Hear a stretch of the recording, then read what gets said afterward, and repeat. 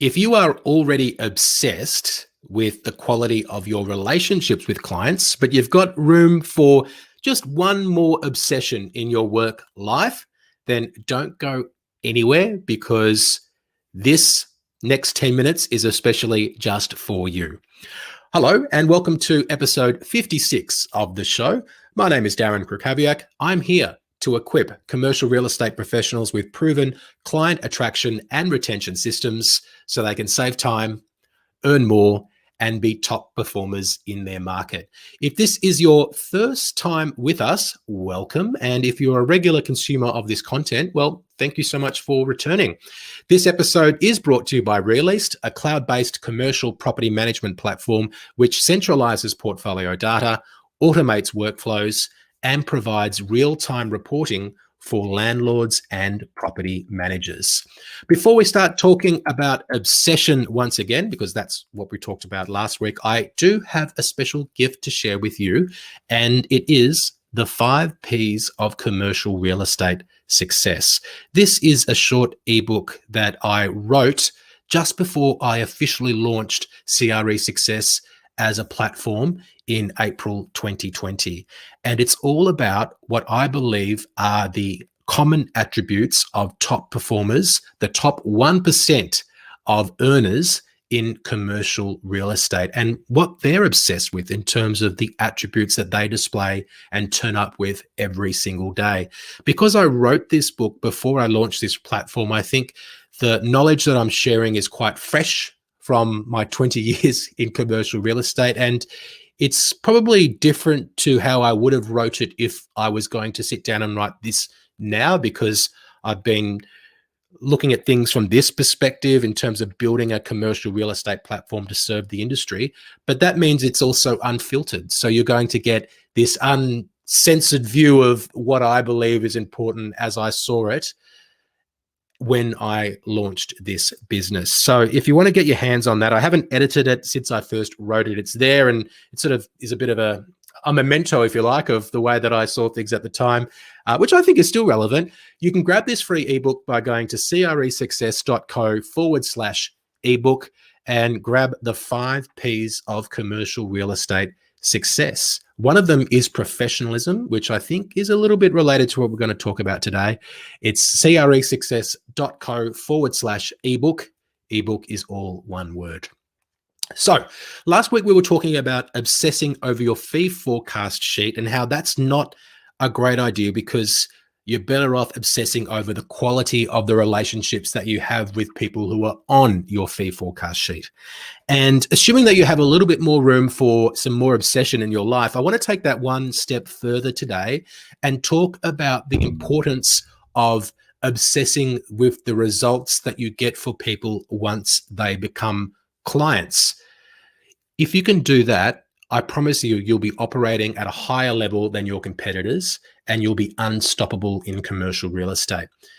Just as being obsessed with your fee forecast sheet is all about being obsessed with essentially commission and earnings, being obsessed with relationships and then obsessing over the results you can get for your clients is not making things about yourself. It's making things about your clients. And when you focus on others and the results that you can get for them, then the success that you want for yourself will inevitably follow. So really, the instruction from today's episode is to be laser focused on delivering results. And in commercial real estate, there's an expression that companies I've worked for have used, which is measurably superior client outcomes or results. So these are things which we can measure. So they're not subjective, they're quantifiably superior. And I'm going to talk to you about some ways that you can identify those and also communicate them with clients. Because while it's one thing to get better results, if clients don't actually realize that you've achieved those results for them and how they benefit, then yes, they will receive the benefit. But if they don't know about it, then you might be perhaps underselling the importance of your role in the process. Now, I want to also mention here that the little things do matter as well, apart from those big quantifiable results. So I'm not saying that you should not be obsessed with quality. I think that you should, however, be obsessed with the things that matter. So always doing your best work, bringing 100% effort. I can remember the first interview that I did on this podcast, season 1, episode 1, was with Luana Kenny, and she talked about always doing work to the best of her ability. And I think that's a really good attitude to have. But I want to clarify that doing work to the best of your ability doesn't mean that you're seeking perfection.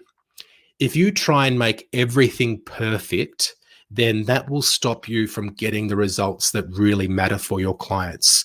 So yes, take care, always aim to deliver work to a professional high standard, and always put your best work forward, but make sure that you don't lose focus on what matters and the results that are really going to move the needle for your clients and to help them see you as an indispensable partner. So assuming we're doing work to a very high standard, we want to also make sure that we're delivering results and that we're calculating and clearly communicating the value that we're adding. And that means that we're explaining to clients the benefits and why it matters. Now, these benefits could be in terms of saving time. It could be about peace of mind, or it could be obviously the ones which are most quantifiable, which is about some cost saving or some additional revenue. And I come from a tenant representation background, so I usually think in those terms. And I can recall doing projects where I would say to a client quite excitedly that we've reduced the annual escalation from 3.5 to 3%. Isn't that great? And some clients, particularly those that aren't as savvy in commercial real estate, would just sort of shrug their shoulders and go, well, big deal. How come the starting rental's the same? What I should have done, and what I started doing once I understood this, was giving them the so what. So telling them that we've reduced the annual escalation from 3.5 to 5%. Over the initial lease period, that's a saving of X dollars over 5 years. And if you decide to renew in this building, that's a further saving of X dollars over the renewal or the option period. And that really puts into quantifiable terms, makes it measurable, the superior results that you've delivered for your clients. And it shows them the value that you're adding to the process. So make sure that you're providing evidence of your value. It could be if you're running a campaign, a listing that this digital campaign, which we ask for your marketing spend on, has actually produced this number of clicks and this number of new leads that contributed to the competitive tension throughout the process. And we got X number of bids, for example, this number of inquiry, then typically we would get this number of inquiry. And that was the benefit of you taking part in this marketing activity. So it's all about helping clients understand why we're doing things and the value that you're bringing to the process so they see you as that indispensable partner. I can remember that I would at times present invoices to clients in the past, particularly when I was less experienced, and I would get upset responses and they would come back and they would say, well, why is this so much? And I would say, well, that's what the contract says.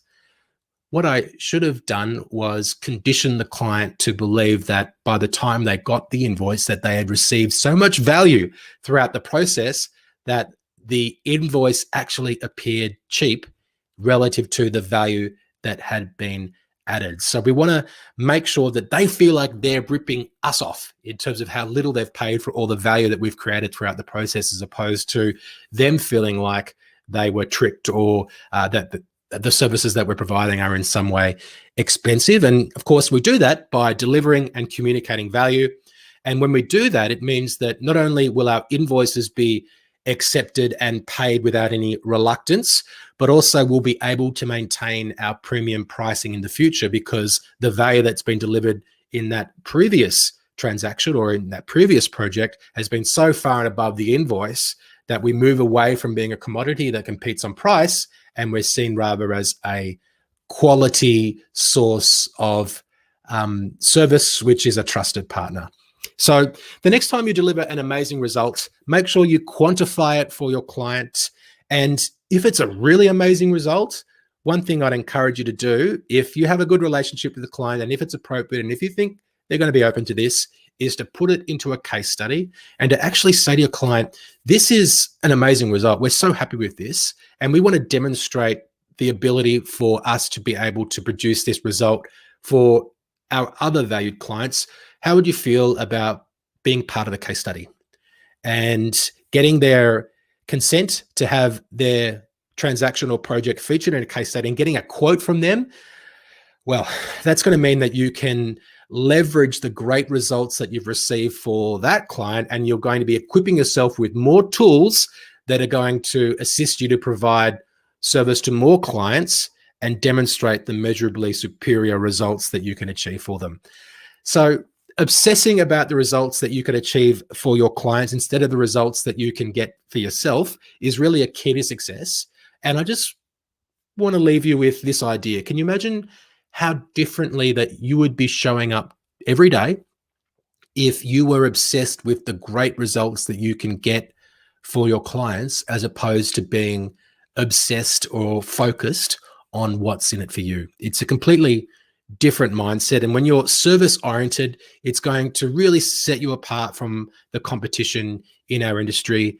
And the kicker is that when you are focused on the client and not focused on yourself, that is invariably when more success for you comes, because clients can really perceive your service-oriented mindset, and they're attracted to it. And you'll magnetize more clients that want to work with you, and you'll be able to work with the best clients, the cream of the crop, because you're the one who's delivering that value. All right. I hope that that helps you in some way, and that you will do something that shows that you're obsessed with the results you can get for clients, and that you communicate clearly the value that you're delivering for them. If that is helpful to you, then one thing that you can do to help me is to just rate and review this podcast. If you're listening to us on Apple Podcasts, open the app, hit that 5-star button for me. Really appreciate it. If you're feeling extra generous, you can even write us a short review. It doesn't take very long. Or if you're watching on YouTube, you can like this video and subscribe to this channel, and you'll be notified whenever we release new content. Thank you for sticking around to the end. I will speak to you soon. Okay, that's this week's episode. I hope that was helpful too. I would love to hear about how you are quantifying results for clients, how you're communicating to clients the value that you're bringing for them, and what's important to you in terms of things that you want to obsess over to help clients understand the results that you bring, and also to attract and to bring more great clients to do work with you. If you are watching on YouTube, please do like and subscribe to this channel. And if you're there on LinkedIn, hey, really appreciate you watching as well. And if we're not connected, then hit the button to my profile, and let's get in touch and connect, and would love to stay in touch and to share more content with you, and to see also what you're sharing on the platform. Thanks so much for being there. I will see you very soon.